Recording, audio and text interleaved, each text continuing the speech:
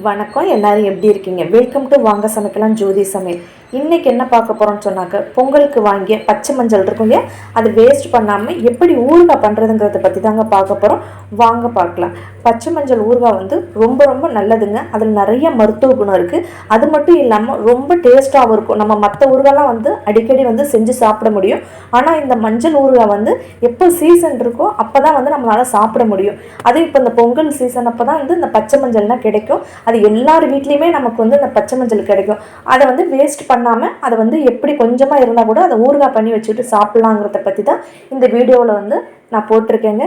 இந்த மஞ்சள் ஊறுகாய் வந்து சாப்பிட்றதுனால உள்ளுக்குள்ளே இருக்கக்கூடிய புண்களை ஆற்றக்கூடிய நிறைய வந்து மருத்துவ குணம் வந்து இந்த மஞ்சள் ஊறுகாய்க்கு இருக்குது.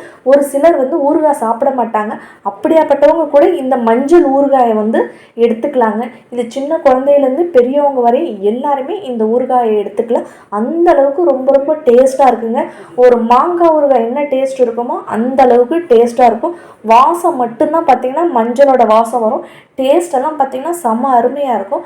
கண்டிப்பாக நீங்கள் வந்து ட்ரை பண்ணி பாருங்கள். இப்போ வாங்க நம்ம எப்படி செய்யலாங்கிறத வீடியோக்குள்ளே போய் பார்க்கலாம். இப்போ நான் எடுத்து வச்சிருக்க மஞ்சள் எல்லாமே நம்ம மாடி தோட்டத்து மஞ்சள் தாங்க. இப்போ வந்து தோல் சீவிக்கலாம். தோல் சீவினத்துக்கு பிறகு நல்லா அலசிக்கணும். ஏன்னு சொன்னால் மஞ்சளில் வந்து எப்படியா இருந்தாலும் மண் இருக்குங்கிறதுனால நல்லா வந்து அலசி எடுத்துக்கணுங்க. அலசினத்துக்கு பிறகு இதை வந்து நைஸாக வந்து துருவி எடுத்துக்கலாம். இப்போ துருவி எடுத்து வச்சாச்சு. இப்போ கடாயை வச்சு 1/2 ஸ்பூன் கடுகு, 1/2 ஸ்பூன் வெந்தயம், கொஞ்சமாக பெருங்காய கட்டி எல்லாத்தையும் சேர்த்து நல்லா பொன்னிறமாக வறுத்து எடுத்துக்கணுங்க. வறுத்து எடுத்ததுக்கு பிறகு இது ஆறட்டும். ஆறுறதுக்குள்ளே நம்ம வந்து மற்ற வேலைகளை வந்து இப்போ நம்ம வந்து ஸ்டார்ட் பண்ணலாம். இப்போ வந்து தேவையான அளவு எண்ணெய் ஊற்றினதுக்கு பிறகு, எண்ணெய் காஞ்சதுக்கு பிறகு 1/2 ஸ்பூன் கடுகு சேர்த்துக்கலாம். கடுகு பொரிஞ்சதுக்கு பிறகு நம்ம துருவி வச்சுருக்க மஞ்சளை வந்து இது கூட சேர்த்து ஒரு 2 நிமிஷம் நல்லா பச்சை வாசம் போகிற அளவுக்கு நல்லா வதக்கி எடுத்துக்கணும்.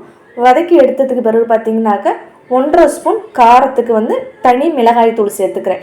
தனி மிளகாய் தூள் சேர்த்து அதையும் திரும்ப நல்லா வந்து வதக்கி எடுத்துக்கலாம். அதுக்கு பிறகு பார்த்திங்கன்னா கொஞ்சமாக புளி வந்து ஊற வச்சுருக்கேன். அந்த புளியை வந்து கரைச்சி இந்த வந்து புளி சாறை வந்து இது கூட சேர்த்துக்கலாம்.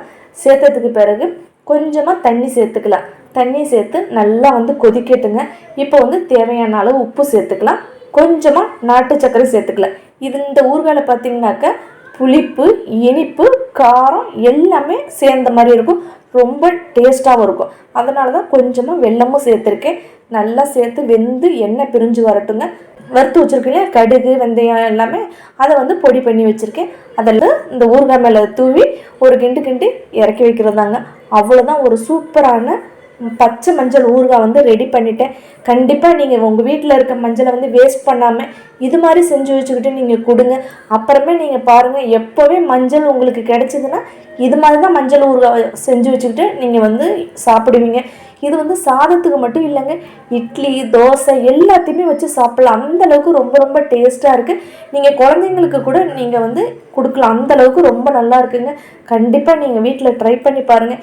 இந்த வீடியோ வந்து உங்களுக்கு ரொம்ப ரொம்ப யூஸ்ஃபுல்லாக இருக்கும்னு நினைக்கிறேன். இருந்தால் லைக் பண்ணுங்கள், ஷேர் பண்ணுங்கள், சப்ஸ்கிரைப் பண்ணுங்கள்.